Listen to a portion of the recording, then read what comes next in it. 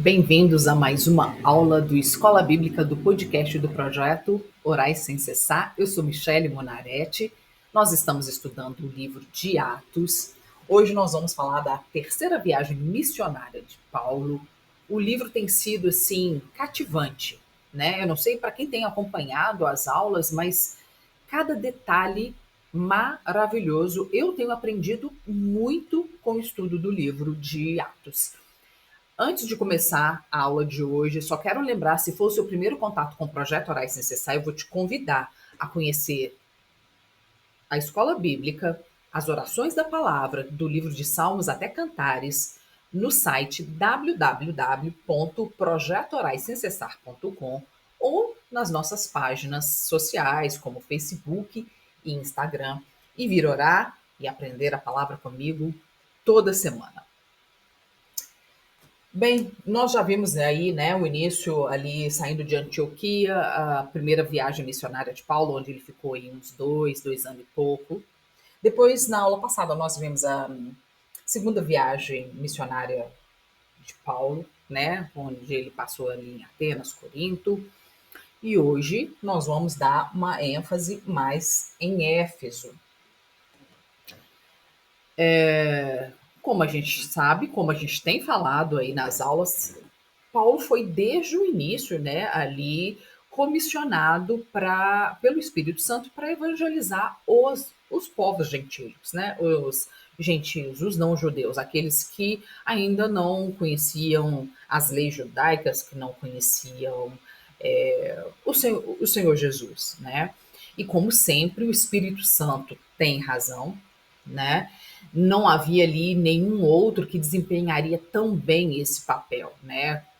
E porque com todas as perseguições que ele sofreu, nós vimos, né, na aula passada ou retrasada, que na sua primeira viagem ele sofreu apedrejamento, perseguições em todas as cidades, e nenhuma dessas perseguições, apedrejamento, prisões, fizeram Paulo desistir. Muito pelo contrário, o incentivava, o incentivava cada vez mais a prosseguir, porque ele via que se estava havendo ali essa quantidade de perseguição, é porque o reino estava avançando. Grandes foram as perseguições, né? Até apedrejamento, prisões, né? E ele continuava ali com a sua persistência, né? Vendo os resultados da evangelização, que não podiam nem enumerar. Por isso ele continuava ali disposto a enfrentar qualquer dificuldade, desde que fosse para alcançar, que o resultado fosse para alcançar vidas.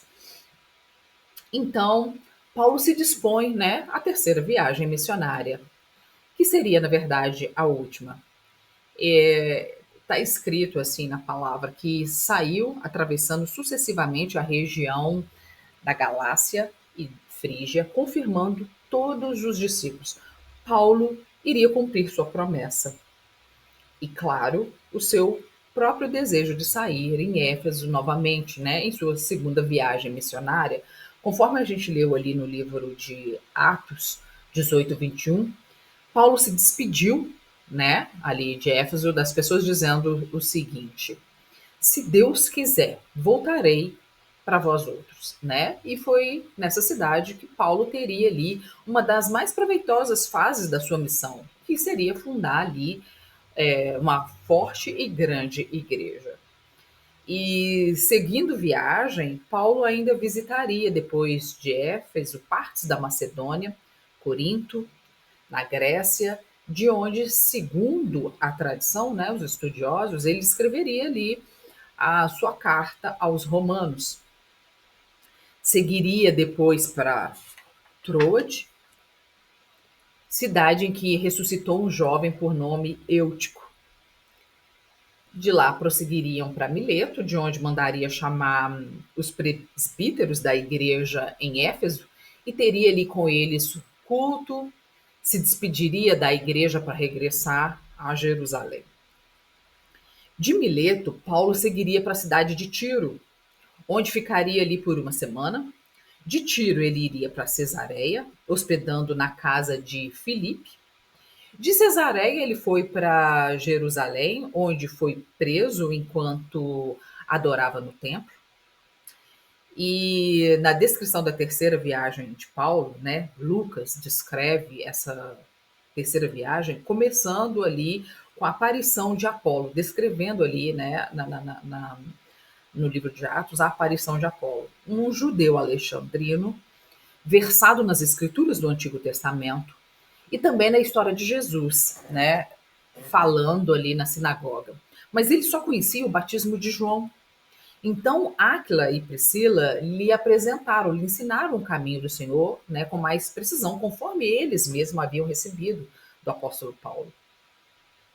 Apolo animou-se a percorrer a Acaia, né, mas os irmãos lhe disse: não, é melhor você ir para a igreja de Corinto. O trabalho de Apolo foi de tão grande proveito que mais tarde, lá no livro de 1 Coríntios, Paulo, quando eles começam a ter ali, lá na igreja de Coríntios, uma dissensão, uma divisão ali, né, de quem seguia quem, eu sigo Apolo, eu sigo Paulo, né? Paulo descreve ali em 1 Coríntios 3,6: eu plantei, Apolo regou. Essas palavras foram ditas, né, por causa em razão ali dos partidos que estavam se formando dentro da igreja de Corinto, uma divisão de quem seguia quem. De tão importante Apolo foi, né? Lucas demonstra só esse pequeno trecho, mas como é importante estudar a palavra, porque como a gente consegue sair linkando um pedacinho aqui de Atos, lá na frente em Coríntios.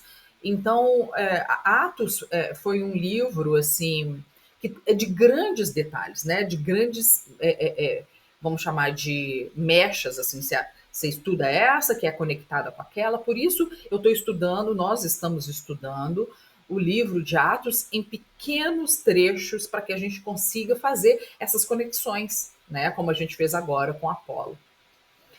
E ali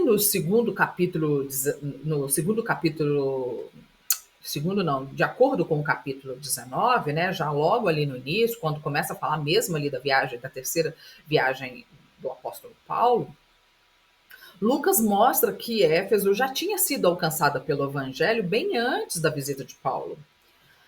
Mas, né,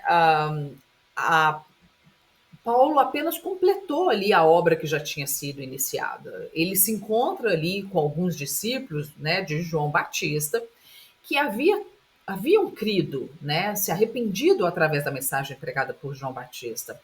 Mas o que tudo parece, o que tudo indica, né, quando a gente lê, é que eles não tinham ainda o conhecimento do nascimento, da vida, do ministério e morte de Jesus. Então, Paulo, após ali falar sobre Jesus Cristo, impôs a mão sobre eles, né? E veio também sobre eles ali o Espírito Santo, e eles começaram a falar em línguas, a profetizarem, né? Então tiveram ali agora essa experiência do novo nascimento, do batismo agora com o Espírito Santo. Conforme a gente já havia, como eu já havia descrito, né? Conforme a gente estudou ali nas 7 igrejas do Apocalipse, eu quero até ler para vocês sobre a igreja em Éfeso, né? Vamos falar um pouquinho de como era a igreja ali. Inclusive, eu tenho falado sobre o livro das 7 igrejas do Apocalipse, né? Qual delas é você? Que é uma visão cristã sobre o comportamento humano. E eu começo a descrever, claro, a primeira igreja em Éfeso. Vou falar aqui como a igreja era descrita, né? Ali na antiguidade.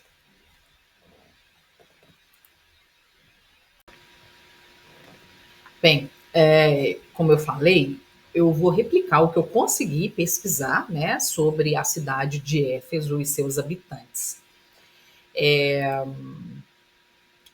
Eu fiz essa pesquisa, como era o comportamento dos cidadãos da cidade de Éfeso nos tempos antigos, para tentar entender a fraqueza relatada ali no livro de Apocalipse, para entender porque Paulo precisou ficar 2 anos nessa cidade, já que em sua primeira viagem ele percorreu 2 anos várias cidades e só em Éfeso ele ficou um pouco mais de 2 anos. Depois de muito pesquisar, o que eu descobri é que pouco se sabe sobre a origem da cidade de Éfeso, porque realmente a sua história é muito antiga. O que li foi que somente a partir do ano 133 a.C. que a cidade de Éfeso se tornou parte da província romana da Ásia. Éfeso tinha uma excelente infraestrutura. A cidade era acessível por terra e por mar, pois Éfeso era conectada por boas estradas às cidades mais importantes da Ásia e pelo mar, né? Éfeso contava ali com um dos portos mais importantes do seu tempo. Era uma cidade rica, com uma economia próspera e que no primeiro século também servia como centro administrativo para o governo romano. A cidade era um centro industrial e religioso de referência. As artes e a filosofia também se desenvolveram em Éfeso. Havia escolas de filosofia, teatros e bibliotecas. Contudo, os estudiosos dizem que os efésios tinham um nível moral bem baixo. Alguns falam dos habitantes da cidade como pessoas violentas, maldosas e libertinas, e que o comportamento promíscuo no templo era pior que o comportamento dos animais.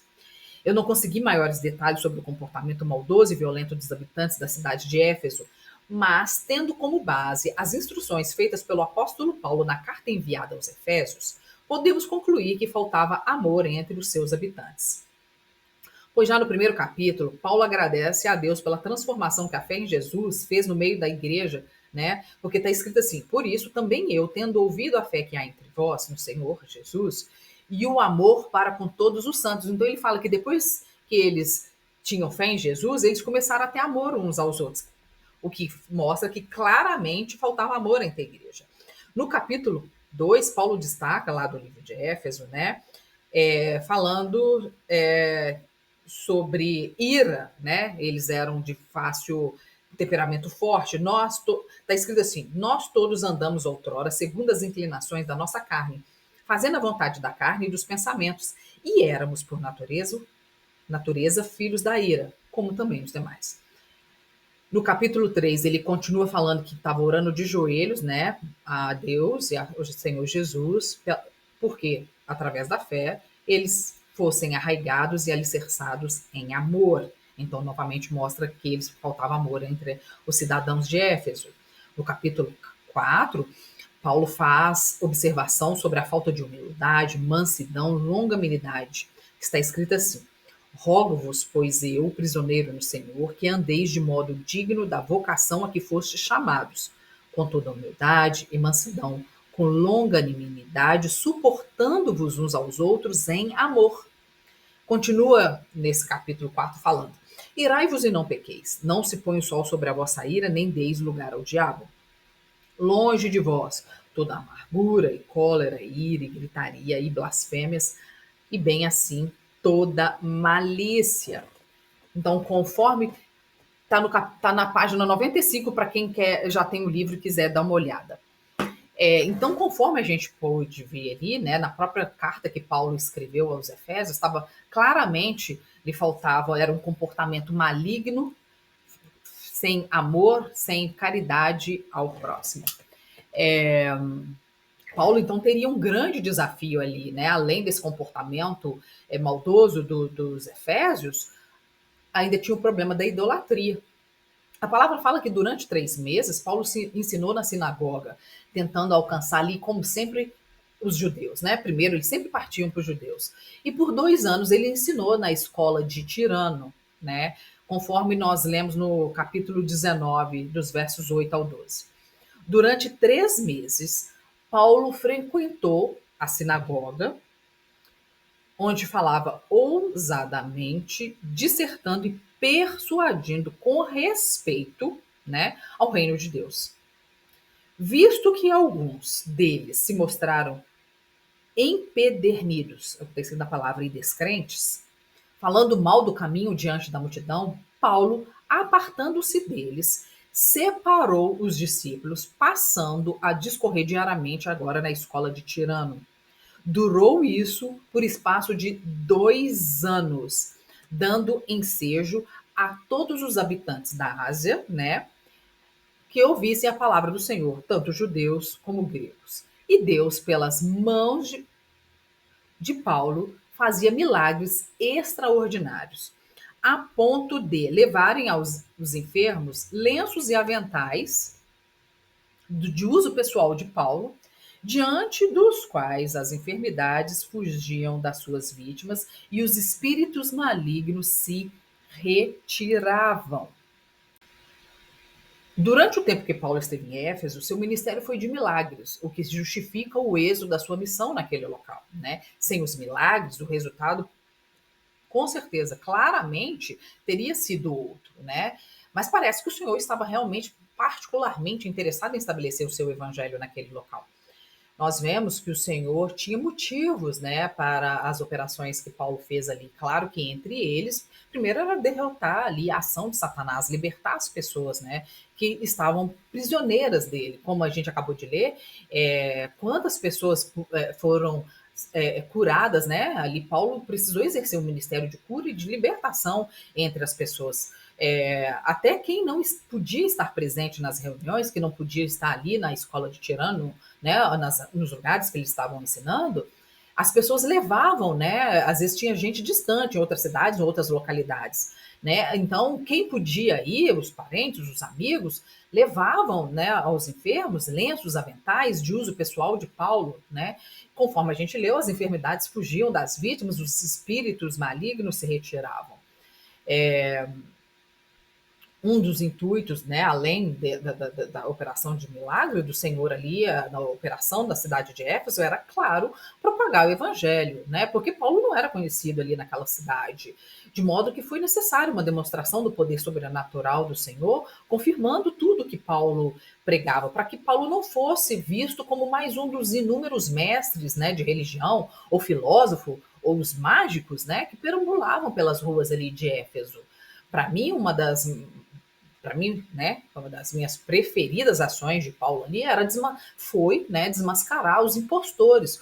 O que, na verdade, falta no nosso meio nos dias de hoje. Alguém, o Espírito Santo, se apossar, como se apossou ali de Paulo, né, para também desmascarar os nossos falsos profetas. Quantas pessoas se intitulando no dia de hoje que é profeta e, na verdade, não passam de falsos mágicos, de impostores. Então, tanto assim como hoje, na época de Paulo, também estava cheio de impostores passando, né, ali por profeta, que não passavam-se de mágicos, né, dizendo que possuíam ali poderes sobrenaturais para operar maravilhas e milagres entre o povo. Tinha, inclusive, ali no capítulo, acho que o 19 a gente continua vendo, que houve ali pessoas, né, que queriam se expulsar o espírito maligno e que tiveram que acabar correndo, né, porque, de novo, impostores, achando que ia usar de arte mágica, em cima do sobrenatural, realmente de verdade, que não era ali nenhuma encenação. No capítulo 19, dos versos 13 ao 16, está escrito que alguns judeus, exorcistas ambulantes ou mágicos fingindo, né, tentaram invocar o nome do Senhor Jesus, né, sobre os possessos de espíritos malignos, dizendo: esconjuro-vos por Jesus, a quem Paulo prega. Os que faziam isso eram 7 filhos de um judeu chamado Seva, sumo sacerdote, olha só, de dentro da igreja. Mas o espírito maligno, porque dessa vez não era brincadeira, os confrontou dizendo: eu conheço a Jesus e sei quem é Paulo, mas vós quem sois? E o possesso do espírito maligno ali, né, se apossou, saltou sobre esses falsos profetas, subjugando a eles, de tal modo a palavra fala que eles saíram ali desnudos e feridos, né? Apanharam. Eles precisaram fugir daquela casa. O ministério de Paulo, né, ali sobre desmascarar esses mágicos, foi tão grande que na continuação do capítulo 19 falam que os que praticavam artes mágicas, né, muitos ali que tinham ouvido as pregações se converteram e eles reuniram os seus livros, né, e queimaram os livros diante de todos. A palavra fala que, calculando o preço, achou-se que montavam ali a 50 mil denários, né? O que a gente precisa fazer é clamar ao Senhor para que nos nossos tempos os mágicos também caiam por terra, para que nos nossos tempos os falsos profetas também caiam por terra, como Paulo fez ali na cidade de Éfeso. Bem, na próxima aula a gente vai continuar essa terceira viagem missionária de Paulo, né? Ele saindo de Éfeso e percorrendo ali as próximas cidades. Eu quero te agradecer por estar aqui comigo. Eu tenho deixado escrito no o estudo escrito no site do Projeto Orar Sem Cessar. Corra lá, dá uma lida, né? Nas aulas passadas, no estudo de hoje, para que cada aula esteja gravada no seu coração, na sua mente. O estudo é rico, o livro de Atos é um estudo rico, por isso a gente está estudando de pouquinho em pouquinho. Eu quero te agradecer por estar aqui comigo hoje e dizer que por hoje é só. Acompanhe as próximas aulas do Escola Bíblica do podcast do projeto Orai Sem Cessar.